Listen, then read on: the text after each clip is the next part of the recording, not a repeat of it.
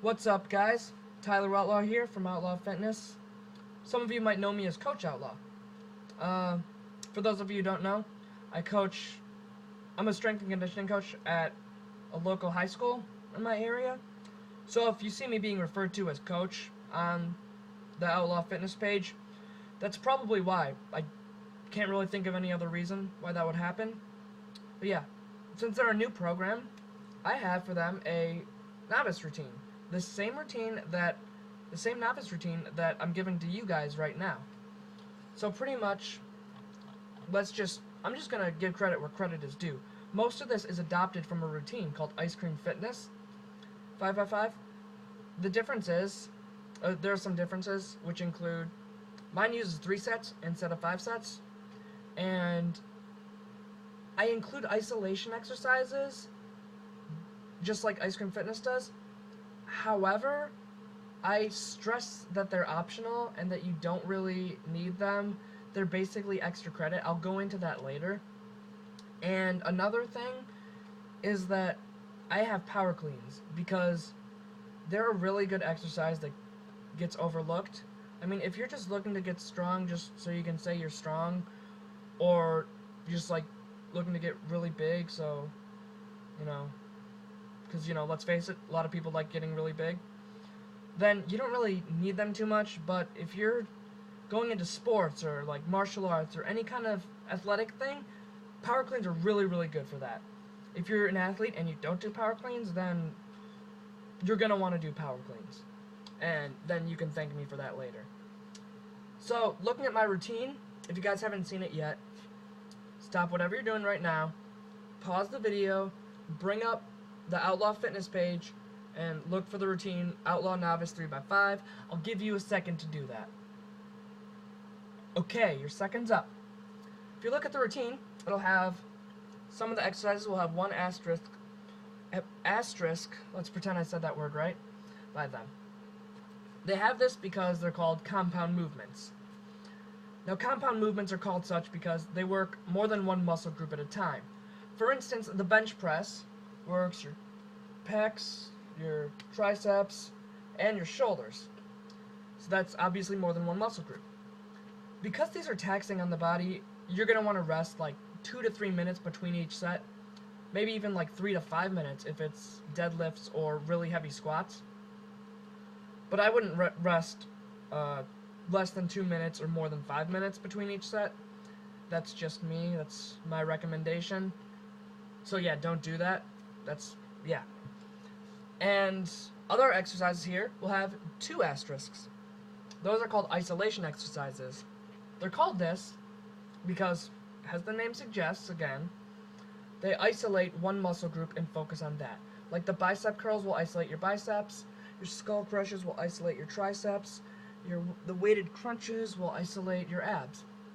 As a novice, you don't really need these exercises. All these muscle groups that I just mentioned are already being hit from the rest of the program. But, this is just a little extra. It's basically your bonus round, extra credit. Yay! Anyways, I just want to stress that if you're pressed for time, don't rush through the compound movements. Just take your time with them and skip the isolation altogether. Because like I said, it's extra credit. You wouldn't not do your homework and then do extra credit. Okay, honestly, I have done that every now and then. I think a lot of people have. Anyways, there will be some that have 3 asterisks by them because they have the directions say go to sub-failure. Now, I'm sure a lot of you have heard the term going to failure, which means pumping out as many reps as you can until you can't do it anymore and your muscles just fail on you.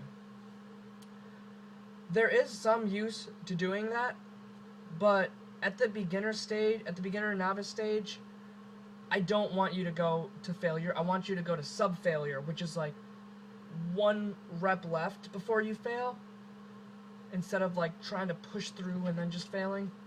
The reason for this is because when you go to failure, especially if your form is off even a little bit, you have a greater chance of injury. And let's face it, at the novice level, your form is going to be off a little bit. Unless you have like a really, really good trainer or coach, your form's not going to be perfect very quickly. That's just how it is. So that's why I want you guys to stay away from going to failure. I'm just saying this because I love you guys, and I don't want you to get hurt. I mean, if I can do something to stop that, then I will. And I am, which is going to sub-failure instead of failure. Now, at the intermediate routine, yeah, you can go to failure every now and then. I even go to failure every now and then, and I consider myself a very cautious lifter. I mean, if you ask any of my friends, people who know me in real life, they'll say, yeah, Tyler's really injury prone. So that's why.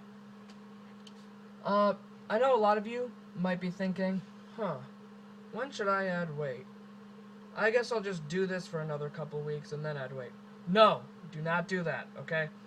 You're going to want to add weight whenever you can. I mean, why wouldn't you? You see, the thing about your body is that if you keep doing the same thing every day, same amount of weight, same amount of reps, your body's just going to be like, you're doing the same thing? I'm going to do the same thing. And it's just going to stay the same level of strength. So, what you want to do is when you complete your 3 sets of 5, next session, you add like 5 or 10 pounds. And do that again. Now, I understand you will fail every now and then. I'm not saying like you fail at life, but that's just how the body works. If this happens, just drop the weight like 10% and finish your sets with that. If you fail 3 sessions in a row, then drop the weight 10% next time, and then just climb up from there.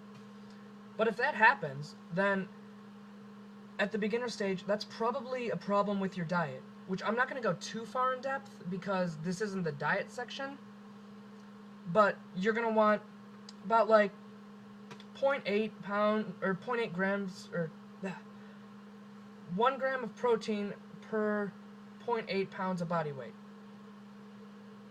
Yeah, that's pretty much what the ACSM, American College of Sports Medicine, recommends for people doing weight training.